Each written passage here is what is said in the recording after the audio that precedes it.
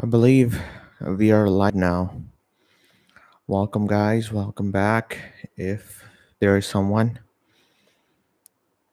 love to have you back. And I will just start my Instagram live. So uh, it's been a while since I posted a video, and especially gone live, as per se. So you might be seeing me looking upwards, and there's my camera on top. So I'm also doing Instagram live. So apologize if I look upwards. So we are. Let's begin without wasting a lot of time. We have one person here, two-person. Thank you for joining.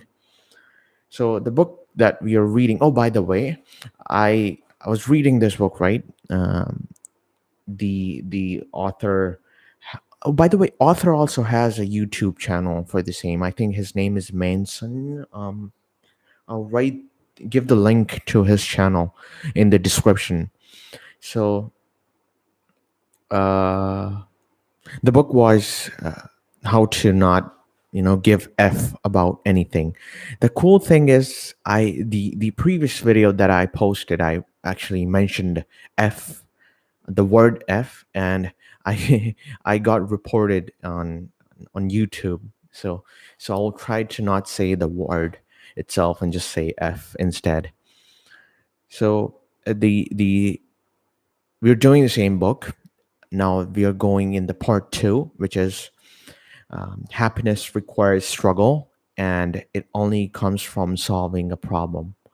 So last time we discussed that how everything is is not in the your sphere of influence, and you should not be bothered by whatever is happening in the world. Instead, you should um, focus on your things or your f's, and then work on those, solve those problems, and hopefully you will get rewarded for the same. So the first idea, the general idea of this chapter is that happiness will always come after you have solved a problem, or you have done something which required an exceptional lot of um, talent or skill. Okay, so if you have solved anything which is beyond your competency, in those cases you will be rewarded likewise, and that will be the real token of happiness for you. So now we have sadness and dissatisfaction and uneasiness. These are temporary, okay? These are all type of pain which we suffer on a regular basis, and these are all temporary, which means they will pass. They will pass after the event has passed. Okay, it's not going to sustain for a very long time. Now, some people, what they do is they gratify themselves in during that period of time. So for example, let's say a person is hurt, it's heartbroken, he has lost a job or something, and then he switches from um, from really understanding the cause of pain and formalizing the next step. Instead, he switches onto the path of alcoholism and then destroys his life. So the sadness, you have to realize the sadness is the part of the entire game, and it will be there regardless of what you are going to do. So for example, I watched Jordan Peterson a lot, probably too much. And then he said that you cannot make a goal and then be okay with that. But the problem is you will fail, and you won't mind because the failure will not be as substantial. Okay, so like, it, okay, I failed this time. I will make a goal or a schedule next time. But then you don't do again. It does not bother you. Why? Because in the span of time that you have, it's only 24 hours, and whatever happens in those 24 hours does not affect you or seems to be not affecting you. But when you expand that 24 hours to 24 years, or your whole lifetime, and then you realize that all those all those um, all those limited um, inactions piled up and then gave you a biggest failure. And the one other video I was watching was, it's a great video. So they were interviewing um, people between the ages of zero, sorry, not zero, 5 to 65, and then they asked them the questions such as, what are your biggest regrets, and um, what you think you know now you should have known before, or you wish you would have known before. So these type of philosophical questions, and you could see how regrets transformed. So like a kid had a regret that I stole a marshmallow and ate it.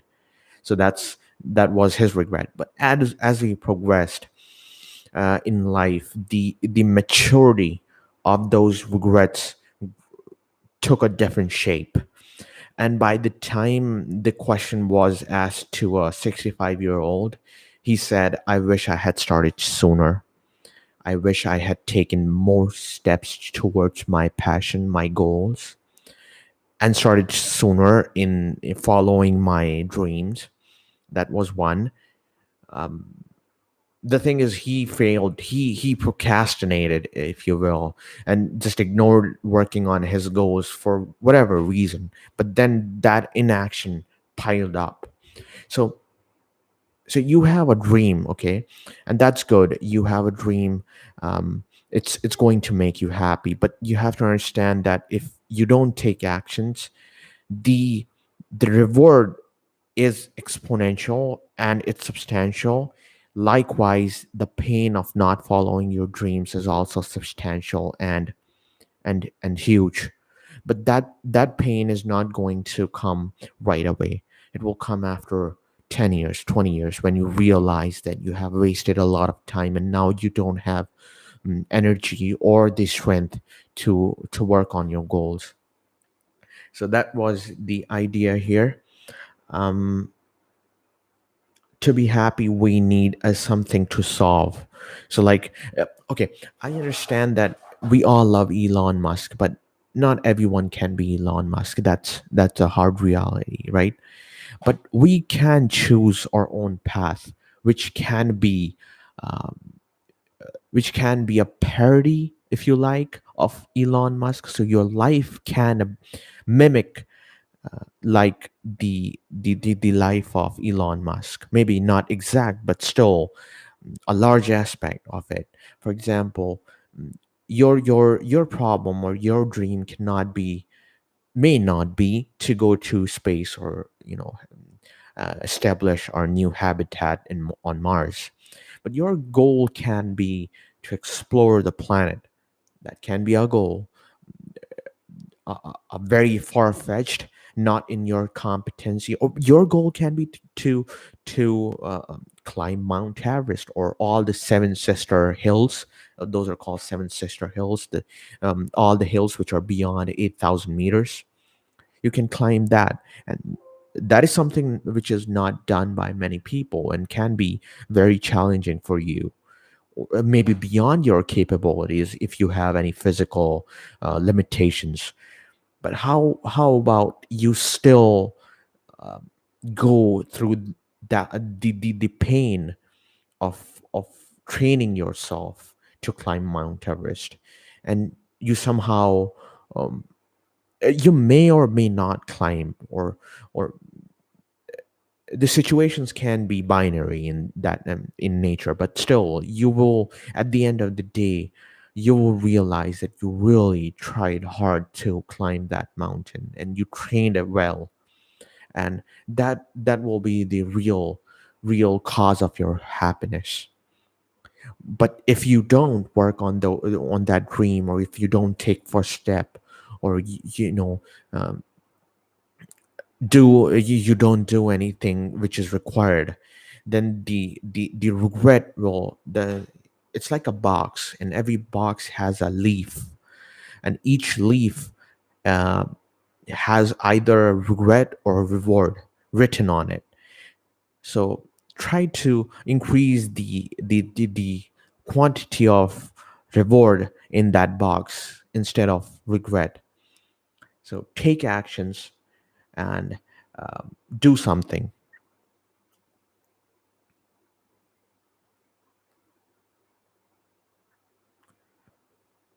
Happiness requires struggle, and it comes from problem solving. Happiness is constant in progress. True happiness only occurs when you find the problems you enjoy having and enjoy solving.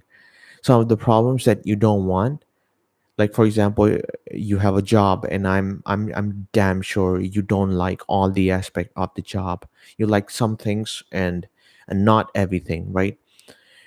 Not everything pleases you in the job.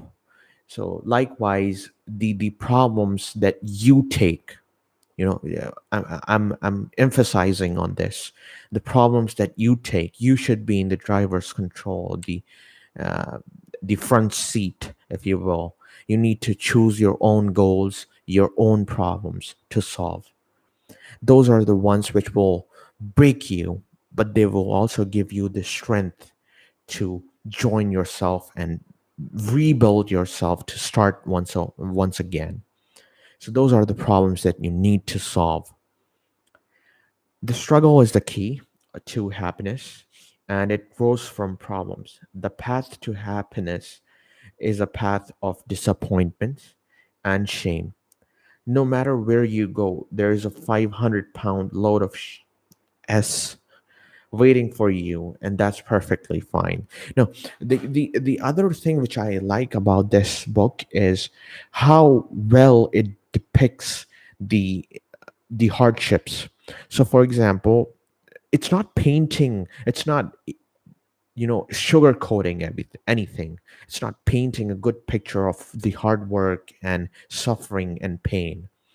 So the whole idea is, um, it is going to be hard, no doubt, and you are going to face hurdles along the way, but you have to understand something, that it is going to happen.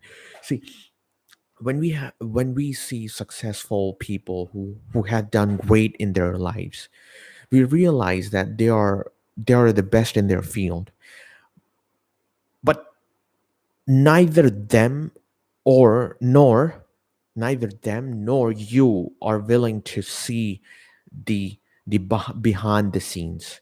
You're not going to see the backstage of where they have put so much work and effort to be at that place, right? Nobody puts that effort to understand how much work they have put in, and neither they tell you.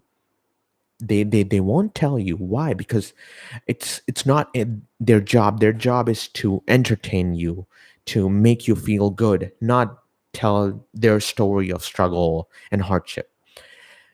So we get an illusion in our brains that everything is going to be easy. Well, he did it. If he does it, he can do it, then I can as well. But you have to also understand that he has faced struggles and hardships, and you will as well. But that's okay. This sentence is more important than anything, that you are going to face hardships and hurdles and struggles, and that's okay. That's okay is more important to say to yourself.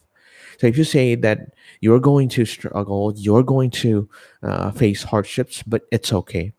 It's it's going to happen. It happens to anyone or everyone in their respective fields, and you are going to get the strength to bounce back, and that's more important than anything, right? And while you understand that the pain is on the way and it's going to come and meet you at some point, you will realize you will be prepared. First of all, you will be proactive. If you are proactive and if you love your dream, then you will be proactive.